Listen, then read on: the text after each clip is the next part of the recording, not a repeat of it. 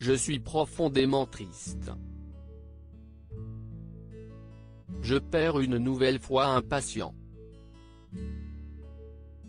Pour un médecin, ne pas réussir à guérir est très dur, confie le professeur David Kayat, ce vendredi 8 décembre 2017 dans Le Parisien.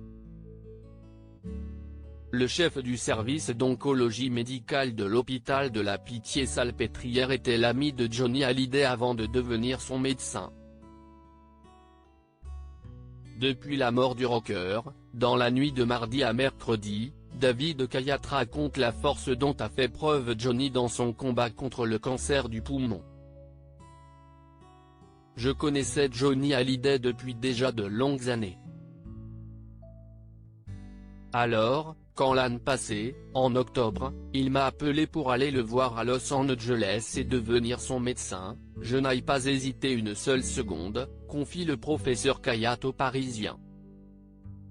Sa mission, outre soigner Johnny, était aussi de lui permettre de vivre comme il l'entendait et donc de pouvoir monter sur scène pour la tournée des Vieilles Canailles. Cette série de concerts n'a pas aggravé l'état de santé du chanteur, bien au contraire, pour Johnny, comme pour n'importe quel malade, le travail, s'il est voulu, n'est pas un facteur aggravant. Il permet au contraire de rester inséré dans la société. Pour lui, c'était capital. Et pour Johnny, en dehors de sa famille et ses amis, il n'y avait bien que son public. En novembre, après une détresse respiratoire, Johnny Hallyday a été brièvement hospitalisé à la clinique Bizet. David Kayat lui a permis d'organiser son retour à la maison, à Marne-la-Coquette. J'ai effectivement mis en place les soins à domicile, selon son souhait et celui de son entourage.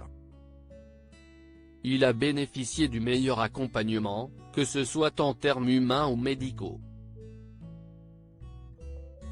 Quant au combat en lui-même, David Kayat a deux choses à dire. J'ai rarement vu en 40 ans d'exercice de la cancérologie quelqu'un d'aussi fort, d'aussi puissant, d'aussi déterminé, disait-il hier sur BFM TV.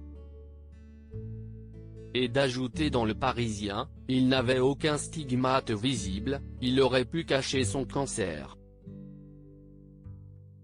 Il a choisi de la mettre en lumière pour que cela puisse aider tous les malades.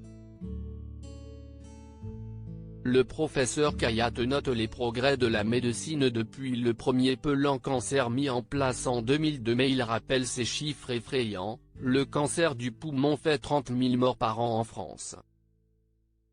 C'est aussi un cancer dont le dépistage est difficile. La lutte contre le tabagisme est essentielle selon David Kayat.